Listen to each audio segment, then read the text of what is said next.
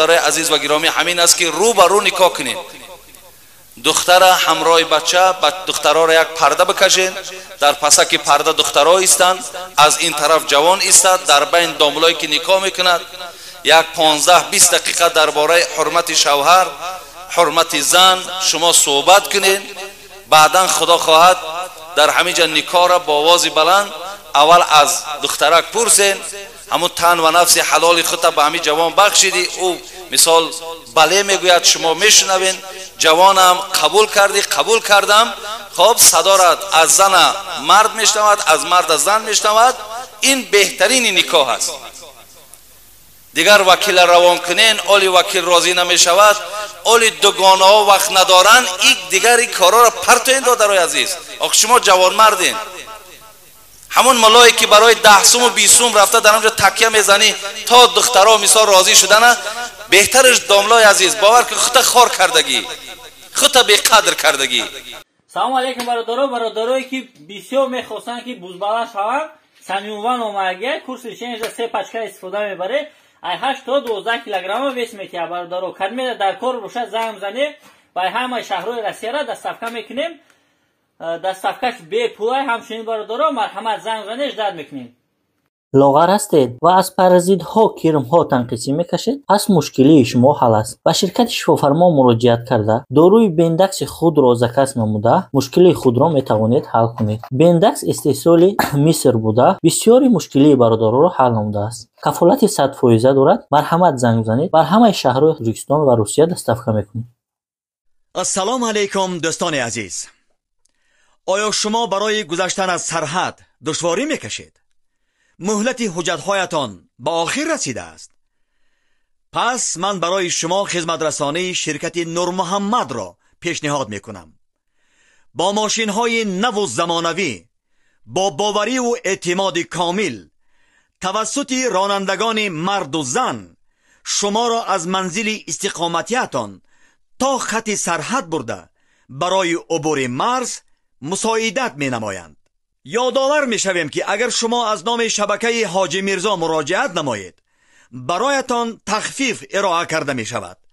رقم ها برای تماس جمع 7 926 319 59 61. برای همین بسیار از شما خواهش میکنم دادرای عزیز و برادرای خیلی مهربان که امروز از اکثر ما و شما خدا را شکر که توفیق نماز خواندن داریم، توفیق صدقه داریم، توفیق روزه گرفتن داریم. ببینید رسول اکرم صلی الله علیه و سلم میگوید من صلی یرایی فقط اشرک و من صام یرایی فقط اشرک و من تصدق یرایی فقط اشرک. اگر تو نماز خوانی به خاطر آن که تو را گویند نماز خوانی، ولی برادرای عزیز بسیاری از ما و شما که به خاطر خدا نیت میکنیم شاید در ذهن ها منگذرد نخواه آدمی باشد که نماز به خاطر خودنمایی خواند. پر است برادرای عزیز، پر است از شخصانی که نماز میخوانند تا که گویند که نماز خوان است، مسجد میآید تا که گویند که وای مسجدی است. برای چی بزرگای ما و شما میگن کلید در دوزخ است آن نماز؟ ولی ببین نماز نخواه کلید در دوزخ باشد. کلید در دوزخ است آن نماز که در چشم مردم گذارید دراز. اگر در چشم مردم نماز بسیار با زیباگیش خوانی، مردم ترا نگه دارند، تو بسیار رکوع خوشرو میکنی، سجده های خوشرو میکنی، خب گویم طولانی قرائت میکنی، آن چنان زیبا عبادت که مردم نگاه دارد و در دل تو هم همچنان گذر میکند که بگذار نماز زیبای مرا ویها تماشا کنند. حضرت ها چی گفتن؟ کلید در دوزخ است آن نماز. این نماز تو کلید همو در دوزخ است. این نماز تو نماز در پیشگاه خداوند نیست برادر عزیز. ترسم نرسی به کعبه ای اعرابی که این راه تو می روی به ترکستان است. حاجی های محترم، این بزرگ خدا حاجی ها را اشاره میکند. ترسم نرسی به کعبه ای اعرابی که این راه که تو می روی به ترکستان است. اگر حج ما به خاطر آن باشد که حاجی بابا گفته ها بالا بالا ممکنند، یا در بین مردم به نام حاجی معروف و مشهور باشیم، بزرگا میگن تو کعبه نرفتی، تو ترکستان رفتی.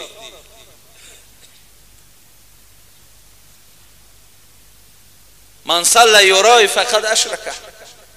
اگر نمازت یرایی باشد، یعنی ریایی باشد، خودنمایی باشد، خودستایی باشد، خالی از اخلاص باشد، خالی از نیت نیک باشد، خالی از رضاگی و فرمان خدا باشد، پیامبر گرامی گفتند تو شرک در راه خدا کردی. با این نماز تو در پیشگاه پروردگار مبتلای شرک شدی.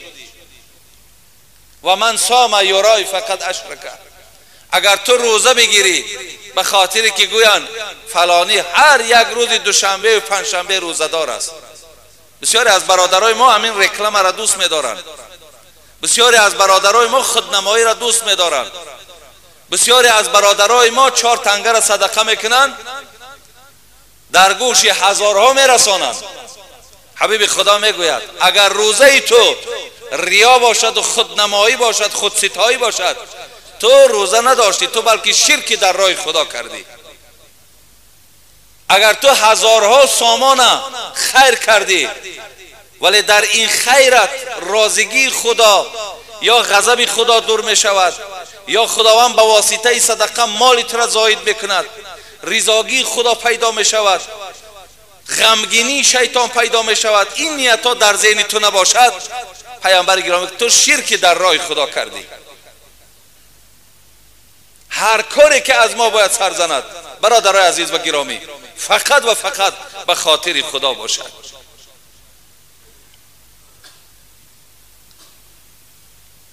من یک معامله را که در روز قیامت می شود برادرای عزیز و گرامی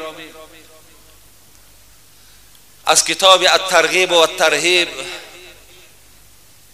در باب مخصوص اخلاص این بزرگی خدا آورده است، میخواهم برای شما خوانم، بعدا انشاءالله باز فهمیش شما و معلومات شما نسبت که عملی که خاص برای خدا نباشد باز معلوماتتون بیشتر میشود.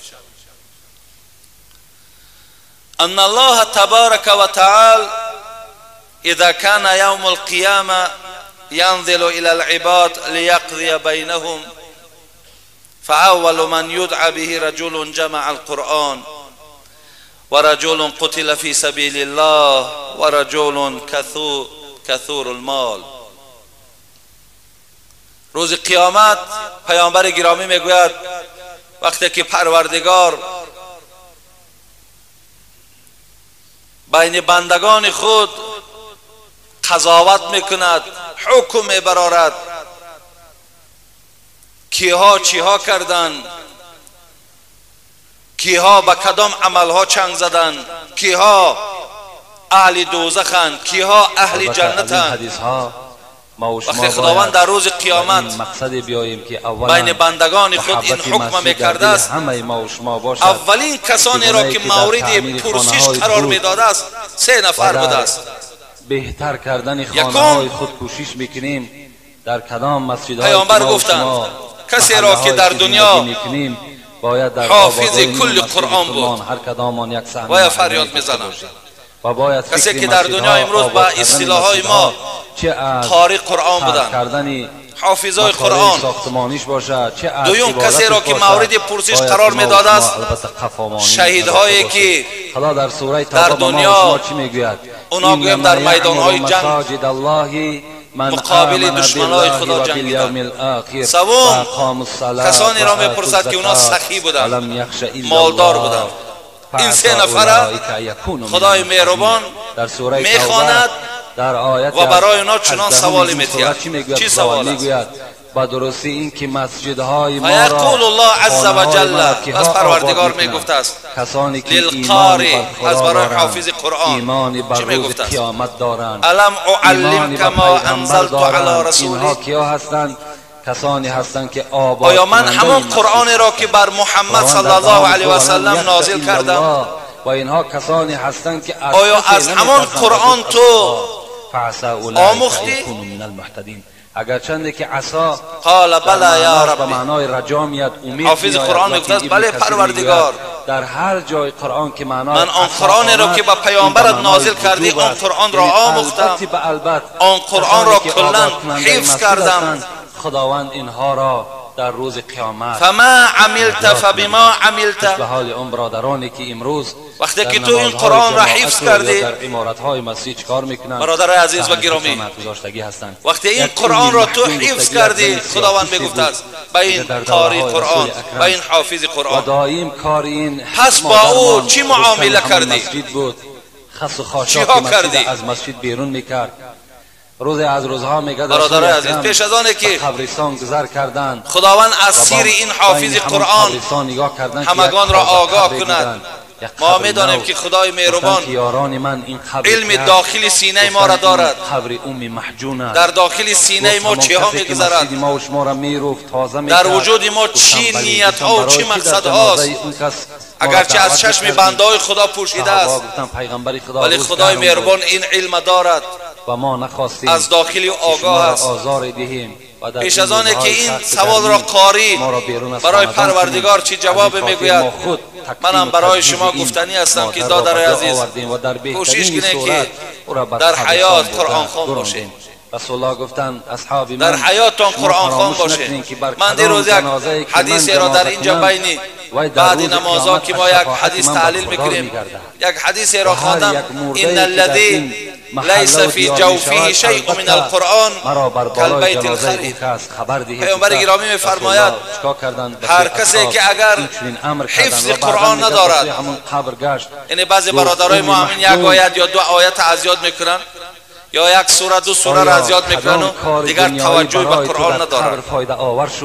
پیامبر گرامی میگوید اگر در وجود شما آیت از سوره های قرآن اگر حفظ نباشد، شما مثل یک خانه چپه شده اید، یک خانه که چپه می شود برادرای عزیز خراب می شود، دیدگی آدم دهشت او را فرا می گیرد. انسانی که اگر قرآن خوان نیست، انسانی که در وجود خود حفظ آیت های قرآن ندارد، مثل همون خانه های چپه شده، یعنی به حال اونا باید ما غمگین باشیم. امروز الحمدلله برادرای عزیز اینقدر امکانیتی که خداوند برای آموختن قرآن برای ما و شما آورده است، اگر ما همین لحظه ها را استفاده نبریم ما کرنمکیم. قسم به نام خدا ما به انصافیم. حالا که روایت ها هست که اگر هر روز کسی 40 آیت قرآن را با چشم خودش با دستای خود قرآن را نکشاید، 40 آیت را نخواند، این آدم حق قرآن به جا نآورده است. این قرآن بالای او در روز قیامت دعوا دارد که این آدم در من ناسپاس بود، این آدم در من شکرگزاری نمیکرد. امروز دادرای عزیز عیب است که جوانای ما مثل همون موی سفیدای 100 ساله و از 100 بالا فقط بوسه کردن قرآن دانین و خلاص، فقط با دست طهارت داشتن قرآن دانین و تماس.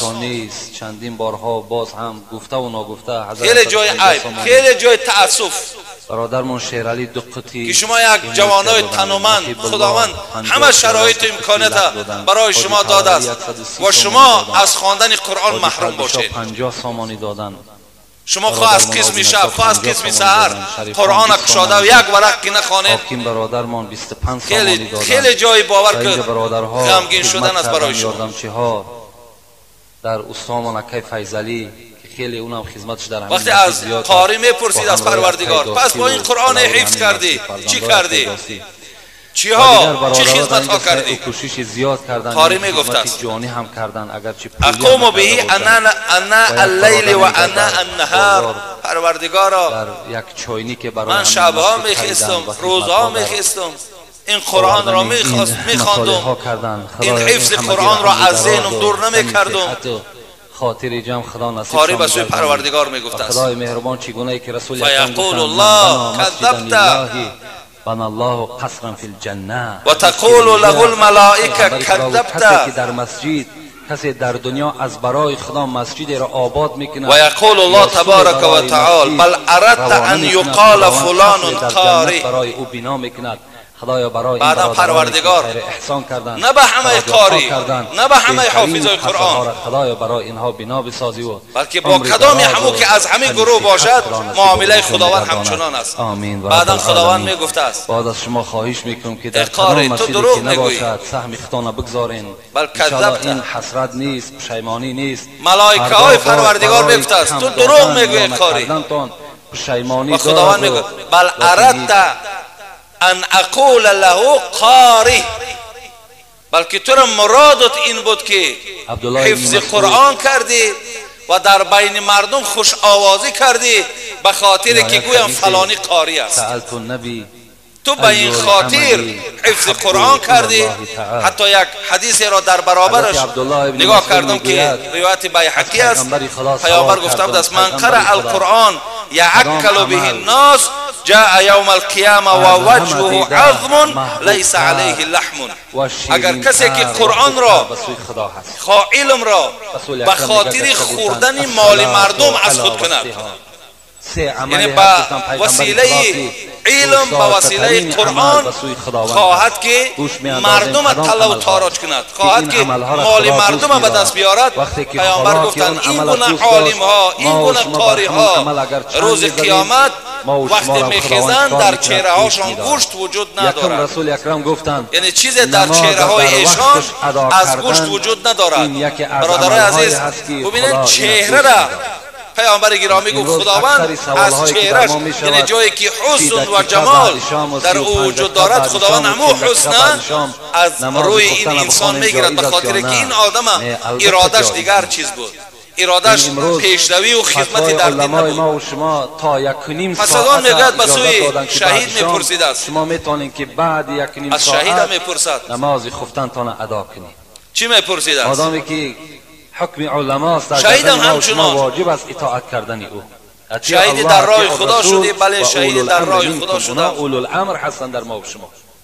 چگونه که در حدیث های می آید که پیامبر گرامی در 35 دقیقه نماز خواندی، اون نمازم نمی شود و اون عمل در نزد خدا محبوب هم نیست. دوست داشته با اصحاب وقتی که در بین شهیدها گشت و گذار میکرد، صحابه یک و یک نشان میدادن فلانی شهید است، فلانی شهید است. میگوید بناگاه به نزد یک شخص آمدن که چهره و شکمش به سوی زمین است، فقط پشتش به سوی آسمان است، ولی کشته شده است.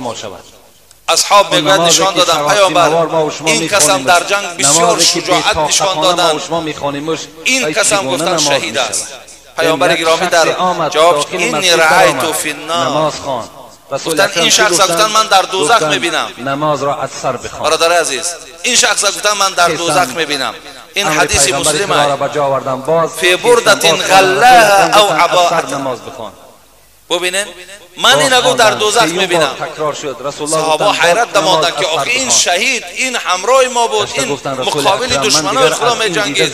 وقتی که میگد پهلوش گردانیدن، در زیر بغلش یک قطعه لباسی را از بیت المال دزدیده بوده است. برادرای عزیز و گرامی، و از مال غنیمت وقتی که می جنگیدن برای پیامبر ما و شما میدونین که در محاربه ها مال غنیمت برای پیامبر حلال بود گرفتنش. یعنی وقتی که یک جا را که هجوم میکردن، مال و ملک اونجا برای اینا حلال میشد. برای چی بود؟ برای قاعده جنگ همین است. بسیار تیز رکوع میکرد، تیز. ولی این بنده خدا به تقسیم کردن الله که یک پاره را گفته در زیر بغل که پنهان کرده بوده است، یعنی خیانتی در مال کرده است. و وقتی که می جنگید پیامبر عالی باید در زیر شکمش او را ندیده با نور نبوت گفت ایرا من در دوزخ میبینم. نماز در وقتش ادا کنی.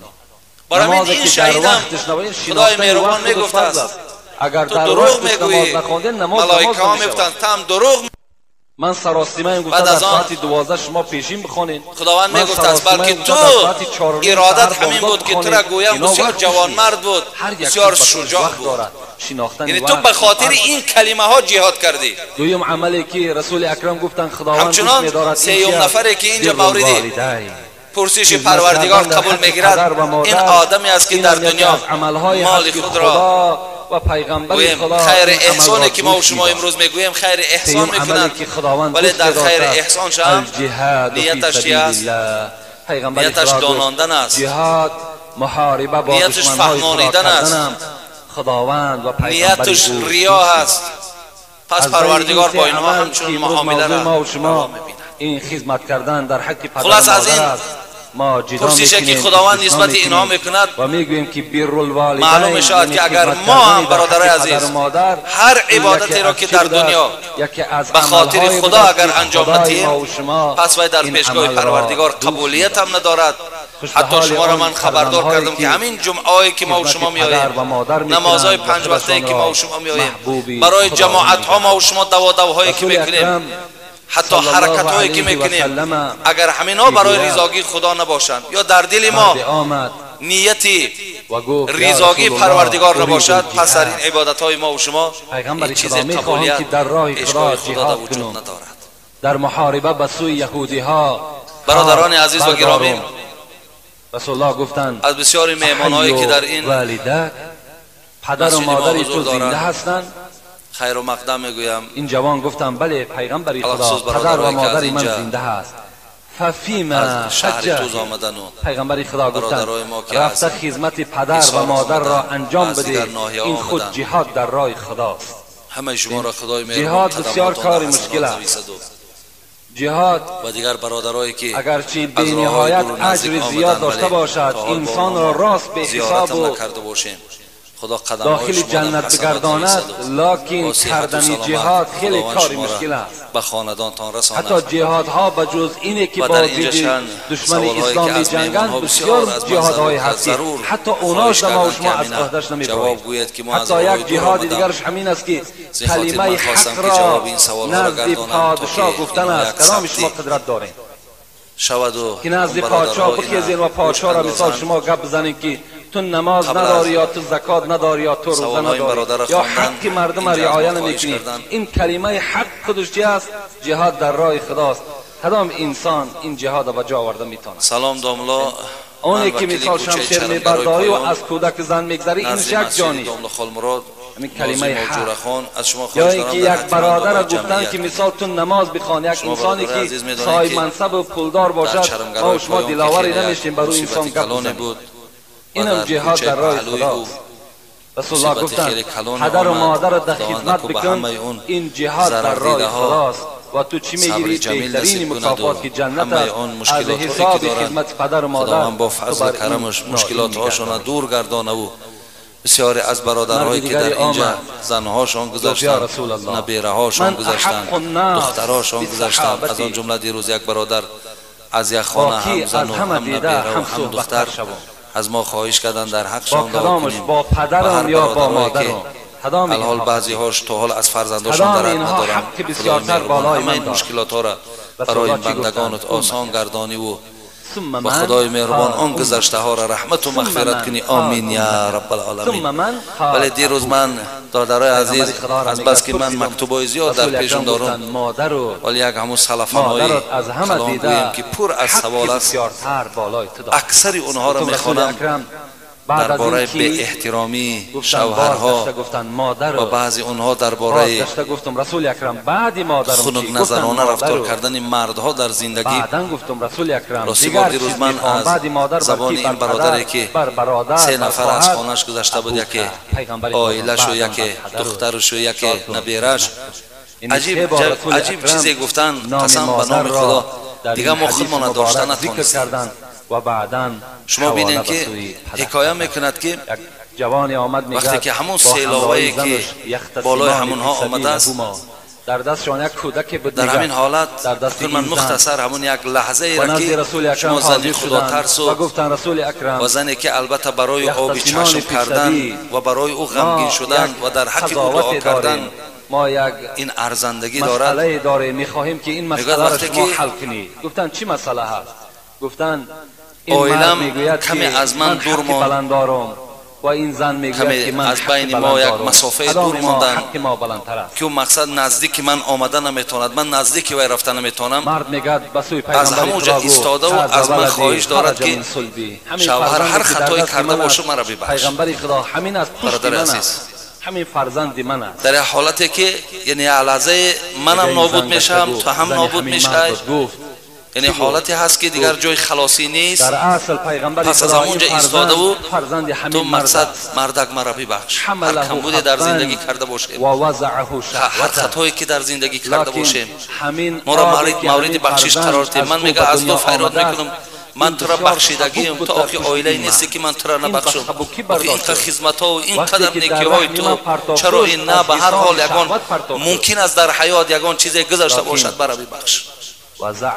برادرای عزیز و گرامی، چه زنهای خوبه، چه زنهای نیکی را خدای مهربان در این روی زمین هم نگه می‌دارد. همه خداوند همه مشکلات های این بندگانش آسان گردانه و خداوند این خیل زنهای با عفت و زنهای خدا ترس همون هشتری جنت که در اختیارشان هست خداوند نصیب و روزیشان بگرداند. با مشکلات تولد کرد خداوند همه آن برادرانی که در این معرکه مصیبت اشتراک ها کردند، بسیار جوانای ما، بسیار جوان پسرها، اما من نام هر کدام این را گرفتن نمیتونم، ولی در همون روزهای سختی از مردم از خانه ها بیرون کردن، مردم مال و اسباب انجامشان به جای یک سلامت رسانیدن، جوانها بسیار بسیار خدمت کردند. همه اون جوانایی بودند که دادرای عزیز تربیت مسجدی داشتند، همه اونها جوانایی بودند که 5 وقت نماز می‌خواندند. اونها این گونه حالت احساس کردند و دانستند که در اینجا ثوابی بیشتر است و به خاطر آنکه تربیت‌های خوبی ایمانی داشتند اونا در این روزهای وزمینی بسیار بود اونجا مردمی که فقط تماشا می‌کردند، ولی شخصانی بودند که از خدا خبردار بودند و راهی درست و ثواب که دانستند. حتی بسیارش گویم که دیگر فکر جان خودشان نکرده و همون برادرها را کمک میکردند. خداوند همه اون برادرای ما را هم عمر دراز و تنی صحت و خداوند عزت دنیا و آخرت را نصیبشان بگرداند. آمین یا رب العالمین. خب پدر و مادرش را احترام. سوال هایی که برادر ما از شهرتوز دادند اینجا خودشان هستند. خب در مابین نماز عصر و شام خوراک خوردن یا نماز قضایی خواندن، برادر عزیز و گرامی، نماز قضایی را بین عصر و شام خواندن درست است. بین عصر و شام فقط در مذهب خودمان نماز نافله نمیخواند، ولی نماز قضایی خود که حکمش واجب است ما میتونیم که بین عصر و شام نماز قضایی خوانیم، ولی خوردن در بین عصر و شام یکان باکی ندارد. شما همین نمازهای عصر تو نخوانده باشه تا شام وقت باشد، اگر یعنی خوردن شما مانع نماز جماعت شما نشود یا مانع نماز شما نشود باکی ندارد. شما خوردن گیرید. این بعضی چیزهایی که بین عصر شام نخوانین و کودک شما را از حوض کوثر آب نمیتین و دیگر اینا افسانه ها هستند. اینا را شما به این چیزا اهمیت ندین. درست است خوراک تو نخورین. دویم در نکاح وکیل پرسیدن با پول رضا شدن دوگانه هایش جایز است یا نه؟ بهترین نکاح دادرای عزیز شما وکیل بازی نکنید.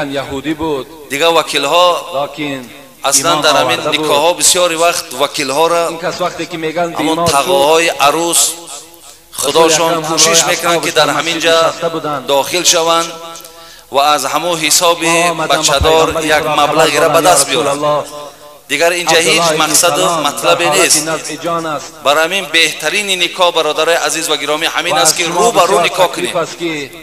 دختر همراه بچه دخترها را یک پرده بکشید، در پسک پرده دخترها ایستند، از این طرف جوان ایستد، در بین داملایی که نکاح میکند یک 15-20 دقیقه درباره حرمت شوهر، حرمت زن شما صحبت کنید. بعدا خدا خواهد در همینجا نکاح را با آواز بلند اول از دخترک پرسید، همون تن و نفس حلال خود به همین جوان بخشیدی، او مثال بله میگوید شما میشنوید، جوانم قبول کردید، قبول کردم. خب صدا را از زن مرد میشنود، از مرد از زن میشنود. این بهترین نکاح است. بلال را گفتند دیگر وکیل روان کنین، اولی وکیل راضی نمیشود، اولی دوگانه ها وقت ندارن، این دیگر این کارا را پرتوین دادرای عزیز. آخه شما جوان مردین، همون ملایی که برای 10 سوم و 20 سوم رفته در آنجا تکیه میزنی تا دخترها مثال راضی شدن، بهترش داملای عزیز باور که خودت خار کردگی، خودت بی‌قدر کردگی. خدا در خانه نمیخوان مگر 5 وقت در نماز در مسجد. همین خیلی نکاح را نکنین برادرای عزیز و گرامی. نکاح همون نکاحی است که آخه یک نیم ساعت حداقل او دیگر کای و بیچاره وقتی پند و نصیحت او قدر غیرتی ندارد که در تویش یک اهل علم برده و برای او موعظه کنه. هیچ تنبلی ندارد. ای پس این نکاح تو بعد تماشا که او تررم و غررم و بلا بتره. همونجا نیم ساعت در اوجا او دیگر ناچاره، او دیگر راهی گریز ندارد، نیم ساعت در گوشش برسان. 5 وقت نماز میخوانم. یک مرد گفت زکات بهترین نکاح همین است برادر عزیز. رمضان میگیرم و حج در راه خدا کردم. فما دوگانه‌هاش راضی کردن نکردن اینا در اسلام ما و شما نیست. من فعل ذلك خوبش همین میلش دخترک است 3-4 دوگانه اکش در روز خرسندی بیارد، ولی اونها را راضی کردن یگان ضرورت ندارد. تا از پیش خود اگر برده برای خرسندی همونا یک 5 سوم یا 10 سوم در دستشون هم چیه خیر، اگر پولدار باشی شرایطدار باشی تی این حق تو از کار تو، ولی رضا کردن اونها یگان ضرورت ندارد. همراه شهدا فقط کوشش کنید که در همه حالتهای نکاح شما دخترای شما حجاباشان، عفتشان، دوگانه‌هاشان سرای پوشیده، گردنهای پوشیده در یک معرکه سنتی با یک طریق نیک آمده مثال بعد شما نکاح را بندین خوب میشود. انسانی که یک عمر مال مردم میخورد باز خدا میگوید خیلی بسیار طریق مسلمان هایی که دزدن، مسلمانی که ترسانچک، مسلمانی که زناکار، مسلمانی که حق مردم میخورد.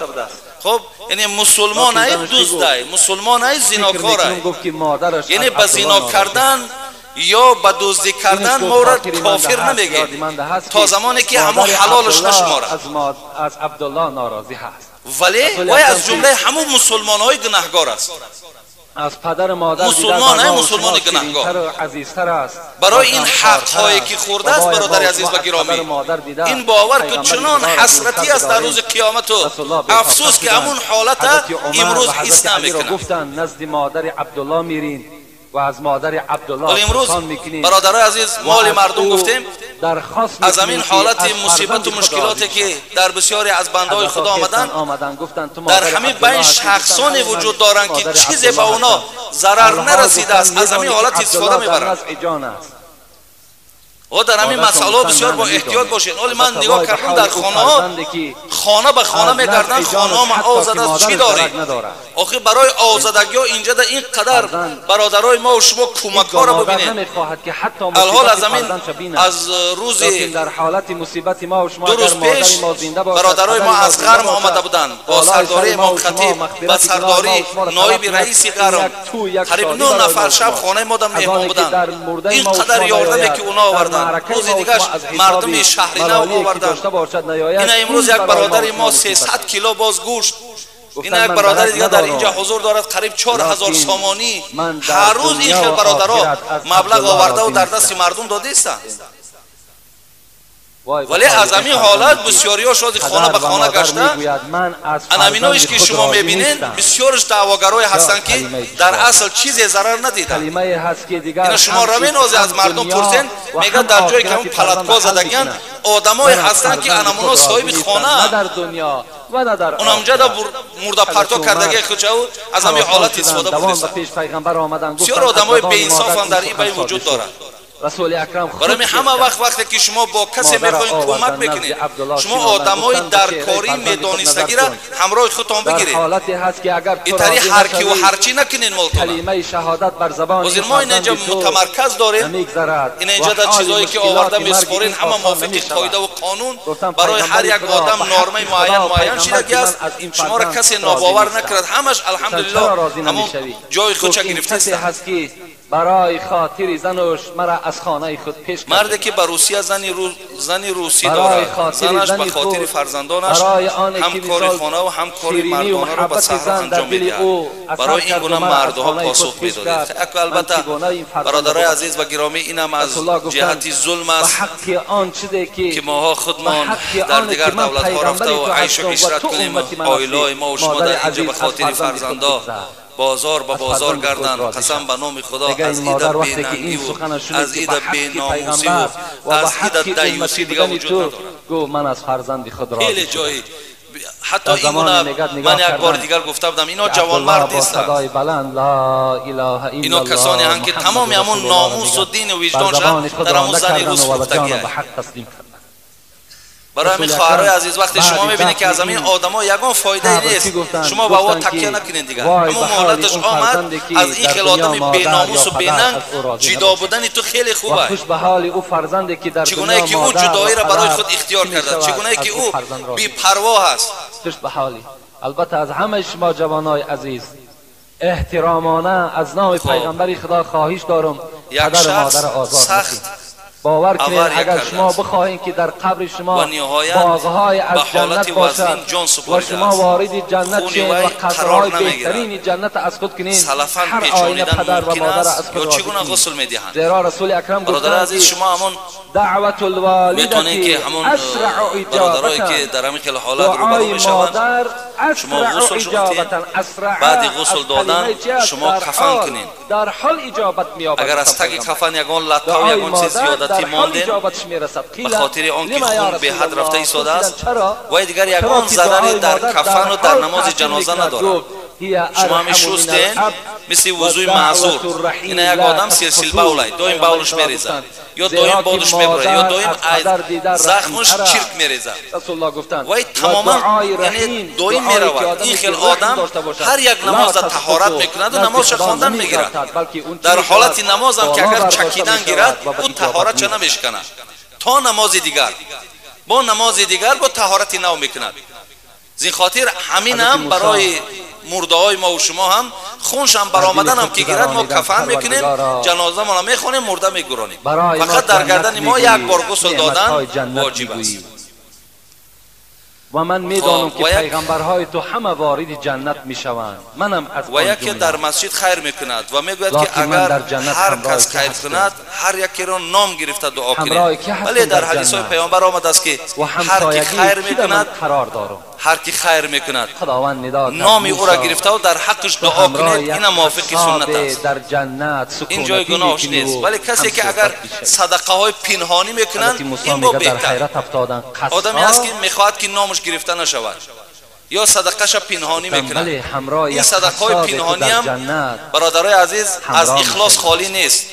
ولی ببینید قصه ها میآید که در دوره حضرت عمر رضی الله عنه خدا رحمتشان کند، که مثل عمر و دیگر بنده های خوبی خدا را خدا میداند تا قیامت کسی نمیبیند. میگه دوره خلافتش بود یک آدمی نابینای میگه در اون شهر مدینه حیات داشت، کسی خدمتگار نداشت. این حضرت میگه سریع میرفت خدمتی وی میکرد، هر چیزی که از لازمه و درکاری بود تامین میکرد، او را تازه میکرد، او را طهارت میداد و او بستری بود و این نمیدانست، این نابینا بود، نمیدانست که این بنده خدا کی است که مرا خدمت میکند. ولی ببینید خدمتی از برای خدا را ببینید. بعدن میگه وقتی که حضرت عمر نابود کردن، دشمنای خدا زدن به کار، از دنیا که گذشت 3 روز طرف این آدم نابینا 3 روز کسی سراغ نمی رود. بعدن این آدم نابینا داد میزند، فریاد میزند و مردم نزدش میآیند میگن آخه تا این روزه من به خودم خدمتگاری داشتم، 3 روز شد که درک همون خدمتگاری من نیست. میگن که حضرت در حقش دعا کن که وی عمر بود. در حق او دعا کن، گفتن که وی عمر بود که برای تو خدمت میکرد، الحال وی زیر خاک است. یعنی انسان ها هست که صدقه های پنهانی میکنند تنها برای که خدا داند و خلاص. ولی کسی اگر صدقه آشکارا هم که کند وقتی میگه تنها از خانه بیرون شد، من نزد سبت حاضر شدم و گفت در وقتی صلی الله علیه و سلم گفتند همین قدر نویسم شما کی هستین؟ اینجا چی مقصد است؟ اگر مقصد صلی الله علیه و سلم گفتند سالهای زیادی رنج دارم، باشه، مصیبت دارم، اینا در مجموعه الفتاوا من کردم، لیکن الحمدلله که این فرزند من به نام پیغمبر شنیدیم خدامون باید همچنان میانمون خم نزنیم، تعظیم نکنیم و جای خواب من فقط دائما صلوات کردگی فرستیم. هست. نام پیغمبر شنیدیم صلی الله علیه و سلم بگیم خدامون خم نمیکنیم، تعظیم نمیکنیم. یگان درخواست مقصد داریم. صاحب فتاوای مجموعه الفتاوا به همین بعد مردم ما که چخیل است سالی مردم ما بعد دیگه عقل گرایی را میدارن، چخیل تا هم یک رئیس میدرویا میخیزی، اینقدر مهربانی نام پیغمبر را میگیرن نمیخیزی. خدایا در جنت در همسایگی حضرت موسی بعد از خودش اخی شریعت چیزی نیست که هر که به عقلش باهاشتیه. میگه حضرت موسی گریان شدن و گفتن مادر خداوند قرآن دا میگه اکملت لکم دینکم، من دینم مکمل کردم. بر من بده، زیرا که همان دیگر در این دین عقل گراها در کار نیستند. و همان پیغمبر هر کس به عقل خودش تو در نزد خدا هر چیز داخل کردن گیرد اینا جایز نیست برادر عزیز. چیز شریعت معین کرد همونش برای ما و شما راه به حال اون فرزندهایی که همراه پیغمبرها و برای من اگر یکی نادرست در جنت صاحب مجموعه الفتاوا گفته باشد و شما یگان حجت داشته باشین روان کنید، در حق پدر و مادر هست. رسول اکرم برادرای ما از حصار سوال کردند خود و ما و شما خبر میدهد در انگشتری طلا نماز خواندن درست است یا نه؟ مثال در دست ما و شما اگر انگشتری طلا باشد یا گردنبند طلا یا روچکه طلا یا دستمانه طلا، خب یا دندان طلا، دندان طلا اگر سحر بیدار می شود ضرورت نه به ضرورت کرده باشه نه برای حسن راضی هست، نماز درست می شود ولی ثواب ندارد. پدر و مادرش راضی هست. برادر از نماز می خوانید مثال اگر گردنت ساقید پدر و مادر راضی شد، چقدر که آدم با پول حرام حج میکنه حج ای گردنش ساقید ولی حاجی نمی شود، روز قیامت از گروه حاجی هم سر نمیبردارند. همین آدمی هم که در برش طلا دارد، خود چله دارد، خود گردنبند دارد، با اون نماز میخواند، نماز ای گردنش ساقید ولی ثواب ندارد. یعنی زحمت و مهنت میکشی پاداش و ثواب نمیگیری. اون دروازه از خودم خلاصه شو براری کنی به چله خوب بود است یا به چله خوب است. رسول الله گفت اگر یک تش راضی باشد یک دروازه جنت برای تو گشاده است. درباره دروغ گفتن و سخنچین‌ها و سخنبرها از خدا امید دارم که پدر و مادر از او راضی نیست. امیدم این است که بعد هر موضوعی که شما بیان میکنید در جمهوری و بیرون از آن بسیار تاثیر خوب میرساند. یک موضوع در باب دروغ گفتن و سخن دو دروازه از دوزخ برای این فرزند گشاده ایستادگی هست. و من امسا مثل ذالک، اگر تا بگه این پدر مادر راضی نشد اون دروازه های دوزخ برای این فرزند چی هستند؟ گشاده و منتظر این فرزند هستند. و این کان واحدا فواحد، اگر یکی همین هم غضبناک باشد میگه ملال باشد ناراضی باشد یک دروازه دوزخ برای این فرزند منتظر است. لکن در دوام رسول الله چی گفتند؟ و این ظلم و این ظلم و این ظلم، اگر چند که پدر مادر تو ظالم باشد، پدر مادر تو ظالم باشد، پدر مادر تو ظالم باشد، اگر چند پدر مادر ظالم هم باشد چیکار کن؟ تو خدمتی در حق پدر مادر روی خود روا ببین و خدمت از آنها کنده نکن. زیرا خدا را در سوره همین لقمان اما و شما چی میگوید؟ امروز بسیار جوان‌ها میآیند اگر سخنبر و سوال سخنچین میکنن است پدر من فلان یقین داند که قبرش راحت اگر پدر کار کنم چی میشود؟ خوش به حالشون که سوال میکنن و جواب خودشون میگیرن. و روی خداوند انسان‌هایی که در قرآن به ما و شما قیامت تذکر میدهد میگوید یقین دانید که و اینا این در دنیا جاهداک علی ان تشرک بما لیس لك به علم فلا تطعهما و صاحبهما فی الدنیا معروفا. صدق الله العظیم. سوره لقمان است.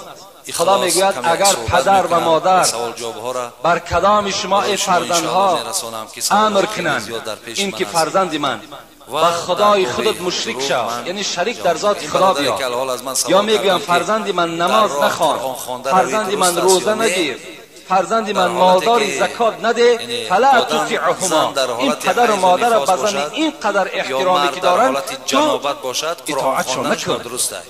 در حالتی که به خدای خود گناهکار شدند پدر و مادر اطاعت نکن و صاحبهما فی الدنیا معروفا. لیکن اگرچند پدر تو کافر هم باشد، مشرک هم که باشد، مفسرای قرآن زیاده از 10 تفسیر ما در خانه داریم. همش چی میگن؟ و صاحبهما فی الدنیا معروفا. با این پدر کافر، با این پدر مشرک تو چیکار کن؟ معامله خوب کن، در حق اینها در جایگاه خوبت خوبی. و در بین باز چیکار میکنی؟ همون پدر و مادر در وقتی خدمت کردی، مهربانی کردی، شاید چیکار کنند؟ شاید این هم باز در دلش خداوند یک ترحم و در دلش خدا یک توفیق جایگیر کند و باز به سوی اسلام چیکار کند؟ رجوع کند از حساب خدمت شما. حتی حضرت موسی را میگوید، در روایت ها میآید که وقتی که بالای کوه طور میرفت با خدای خود میگد نازیده کف میزد، مینازید و خدای که ما با خدای خود کار میکنیم، بندگانت را در دنیا و در آخرت بلند بگردانی. البته و کلم الله موسی تکلیما، این جای حقیقتش است، این یگان حفظانه و یگان حکایه نیست، زیرا خدا میگوید که موسی از پیغمبرها کسی بود که همراه من صحبت میکرد، همراه من سخنرانی میکرد. حضرت موسی میگد بالای همون کوه طور میبرامد و بناز با خدای خودش چیکار میکرد؟ صحبت میکرد و احکام و ارکانها را می آورد بر امت خودش می رسانید. روز از روزها میگه حضرت موسی بالای همین کوه طور با خدای خود میگه راز میگفت. خداوند خطابش کرد، موسی گفت تا امروز اگر یاد داشته باشی تو به ناز گپ میزدی، می نازیدی، از امروز اعتباراً نزد خدای خودت با ادب باش، احتیاطانه گپ بزن، زیرا تا امروز مادری تو زنده بود، از پسی تو دعا میکرد پروردگارا فرزند من وقتی که نزد تو میآید مبادا بنده هست، یک لغزش میکند، سهو میکند، خدایا تو این را ببخش و بر این غضب نکن. امروز مادری تو از دنیا گذشت، دیگر تو ناز بردار نداری، نزد خدای خود با ادب باش، با احتیاطانه گپ بزن، زیرا یگانه کسی که دلپری تو بود و در حق تو دعا کن بود این مادری تو بود که از دنیا گذشت. خوش به حالی شما فرزندای عزیز، برادرای عزیزی که احترام پدر و مادر دارین. کدام شما اگر با پدر و مادر ملالم که باشین امروز چیکار کنین؟ رفته بعد شنیدن این سخنها اگر شما ایمان کامل داشته باشین، ترسی از خدا داشته باشین، باوری بر قبر روز قیامت داشته باشین، از پدرهای خود مادرهای خود عذرخواهی کنین، قدمهای اونها را بوسه کنین و اونها را احترام کنین. انشاءالله خداوند شما را چیکار میکند؟ همه گناه شما را مغفرت میکند. حتی پدر و مادرم بعد بخشش فرزند انشاءالله باوری دارم که اونها یک صندوق رحم هستند، یک سیله رحم هستند، از فرزند در حال چیکار میکنند؟ گذر میکنند و فرزند خودشان میبخشند. و از این بزرگها بایزید بسطامی هم که خیلی از اولیاهای متقدمین بود، حضرت هم از خدمت پدر و مادر به این درجات خیلی بالای رسیدند که قصه های این حضرت بایزید بسطامی در کتابها خیلی زیاد وارد شدگی است، مگر یک قصه ای که در حق پدر و مادر چگونه خدمت کردند. مولوی جنون در نظمهای خود یادآوری میکند، میگوید چنین فرمود روز آن جگر ریش، چنین فرمود روز آن جگر ریش، زرنج و هم فتوحات رهی خیش. حضرت بایزید حکایه میکند که حضرت میگد روز این جگر سوخته راه خدا میگد یک از رنجهای خود، از خیلی مشقتهایی که در خدمت مادر کرده است روز حکایت کرد و به چی مکافات نائل شد. صحبت داشت که بودی مادرم در بستری خواب، که بودی مادرم در بستری خواب، دلش بیدار نامی ذکر وهاب، به بالای سری آن ام نائیم، و دستم کوزه پر آب قائم. حضرت بایزید بسطامی میگوید مادر من بیمار شد، بستری شد، افگار شد، دیگر قوت خیستن نداشت. من که فرزند او بودم، من که پیرو قرآن بودم، من که پیرو محمد بودم و از خدمت پدر مادر که آگاه بودم، بر بالای سر این مادر خود میگد ایستاده بودم که مادرم فریاد زد فرزندم آب بیار. آمدم میگد به دستم کوزه پر آب قایم، آمدم تا آب آوردم که مادرم خواب برده است. کوزه را داشتم در دستم، زی وهمی که مبادا آب گوید، زی وهمی که مبادا آب گوید، مرا در جستن آبش بجوید. حضرت میگوید من قایم بودنم، راست بودنم و چی مقصد بود؟ و مقصدی که شاید که مادرم آب بگد اگر مرا غافل بیابد یا مرا نیابد. چنان کردم در آن شب انتظارش، دو دستم خسته شد دل انتظارش. چنان همان شب میگد برای من مشکل آمد که در دستم کوزه خود قایم راست ایستادگی، دو دستم میده شد دل بی قرارش، دلم بی قرار می شد، دست ها مانده می شد. با وقتی صبح شد از خواب بیدار، که بودی تشنه لب آن آب تیار. حضرت میگوید صبح شد، میگد همان قایم ایستادن من، فرمان خدا مرا نگذاشت که من در جای خود بشینم، بلکه همان کوزه میگد در دستم ایستاده. نگاه کردم مادرم وقتی صبح میگه از خواب بیدار شد، که بودی تشنه لب آن آب تیار. و مجرد میگه بامداد که بیدار شد آب گفت، آب درازش کردم بنوشید آب گفت ای نیک فرزند، نیاسایی دم تو ای جگربند. البته مادر است، غمخوار است. وقتی آب گفت نگاه کرد فرزندش راست ایستادگی هست. گفت ای نیک فرزند، ای فرزندی که دنیا و آخرت تو آباد است، نیاسایی دم تو ای جگربند. چرا تو یک دم آسایش نکردی؟ چرا یک دم راحت نکردی؟ شبی تاری دراز کوزه برده است، شبی تار دراز کوزه برده است، چرا ننشسته ای شیدای سرمست؟ میگه حضرت گفتن مادرش که ای شیدای سرمست، ای دوستی خدا، این شبیت راست تو همین بالای پا قرار داشتی و این کوزه در دستی تو بود. میگه حضرت چی گفتن؟ که گفت از ترس آن که آب گویی، که گفت از ترس آن که آب گویی، اگر غافل شوم هر سو بجویی. گفت از خاطر آن من بالای سر تو ای مادر قرار داشتم که مبادایی که اگر یکی آب میگفتی دویم باره من خواب میشدم که بر تو آب میداد. زی تأخیرم ملال آید به خاطر، زی آزارت به جانم میرسد تیر. اگر تأخیر میکردم از تأخیر کردنم میترسیدم، اگر آبت نمیدادم بر جان من صدها تیر مصیبت و مشقت آمده میرسید. از این خاطر گفت حضرت چیکار کردم؟ من بالای پای خود راست ایستادم و خدمت تو را یک شب انجام دادم. از آن دلیابی او در سحرگاه کشاده شد دری اسرار الله. حضرت مولوی میگوید مادامی که دلیابی کرد، مادامی که بر مادر خود خرسند یعنی خدمت کرد، درهای اسرار الهی کشاده شد و میسر شد مراد دل و حکمت، شدم مستغرق فیضان رحمت. وقتی که میگد که اسرار، درهای اسرار که کشاده شد، چکار کرد؟ فیض خداوندی، رحمت خداوندی بالای من همون شب ریخت و من بر این اولیاگی و به این درجات هایی که رسیدم همه از حساب چی بود؟ از حساب پدر و مادر خدمتش بود. حتی که همین سلطان ویس قرنی که ما و شما داریم، همین حضرت هم از خدمت مادر به این درجات رسیدن که رسول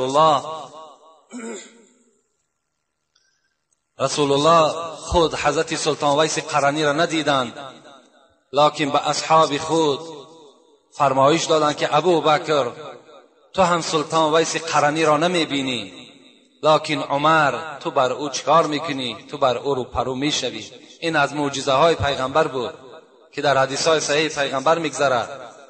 تو کس میبینی و اون کس چیکار کن؟ از سلطان ویس قرن تو دعا طلب کن، تو دعا طلب کن.